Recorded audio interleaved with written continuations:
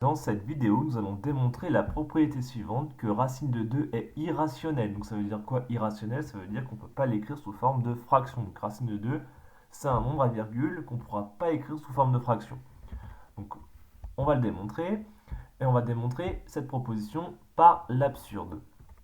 Donc démontrer par l'absurde, ça veut dire qu'on va supposer la propriété on va supposer le contraire, on va montrer qu'on a une absurdité. Donc du coup, on va supposer que racine de 2 est rationnelle. Donc ça veut dire quoi? Ça veut dire du coup que racine de 2 s'écrit sous la forme d'une fraction. Donc racine de 2 est de la forme a sur b. Et on va essayer de simplifier cette fraction au maximum. Donc du coup, on va supposer que a et b sont deux entiers positifs et premiers entre eux. Donc premiers entre eux, ça veut dire qu'ils n'ont aucun diviseur en commun. Donc ça veut dire du coup que a sur b ne peut pas être simplifié davantage. Elle est simplifiée au maximum.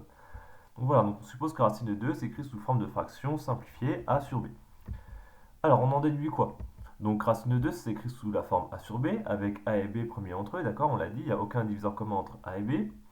Donc on multiplie par b à gauche et à droite.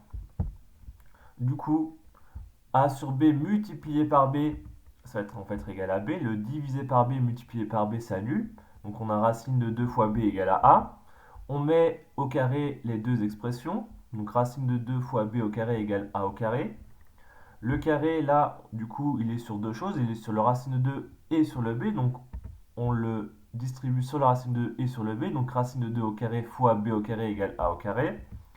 Ensuite, racine de 2 au carré, bah, ça donne 2, d'accord? Parce que la racine carrée au carré, ça s'annule. La racine carrée d'un nombre, quand vous la mettez au carré, ça nous donne ce nombre. Et b au carré, ça nous donne tout simplement b au carré. Donc on a ça.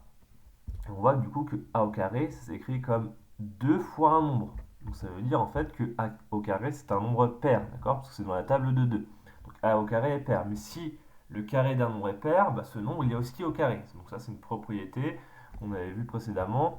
Donc a au carré est pair, ça veut dire que a est pair, d'accord? C'est le carré d'un nombre est pair, alors ce nombre est également pair.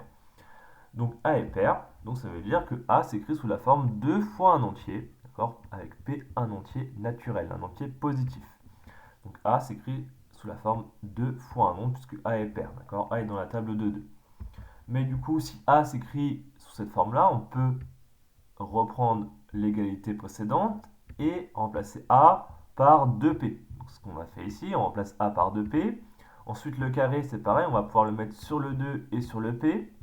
Donc ça va nous donner que 2 fois B au carré égale donc 2 au carré 4, et P au carré, donc P au carré.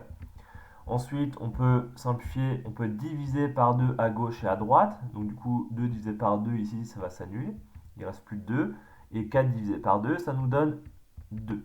Donc b au carré égale 2p au carré. Mais là, c'est comme tout à l'heure. On a b au carré qui est égal à 2 fois quelque chose. Donc b au carré est dans la table de 2. Donc b au carré est pair. Mais si b au carré est pair, ça veut dire que du coup, b est également pair. Donc on a montré que a était pair et que b était pair.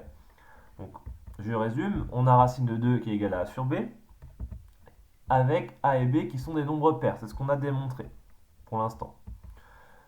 Ça veut dire quoi? Comme a et b sont pairs, ils sont tous les deux dans la table de 2. Donc ça veut dire qu'ils sont tous les deux divisibles par 2. Par conséquent, il est possible de simplifier cette fraction par 2 en haut et en bas. On peut diviser par 2 en haut et en bas et simplifier la fraction.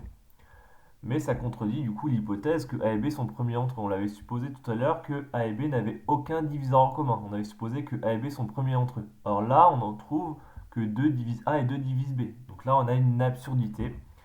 Et donc l'hypothèse racine de 2 est rationnelle, conduit à une contradiction. D'accord? On a supposé que racine de 2 est irrationnelle, c'est écrit sous forme d'une fraction. On a abouti à une contradiction, donc ça veut dire que cette hypothèse est fausse, et donc ça veut dire en fait que le contraire est vrai. Donc ça veut dire que racine de 2 est irrationnelle. Donc racine de 2 ne peut pas s'écrire sous la forme d'une fraction.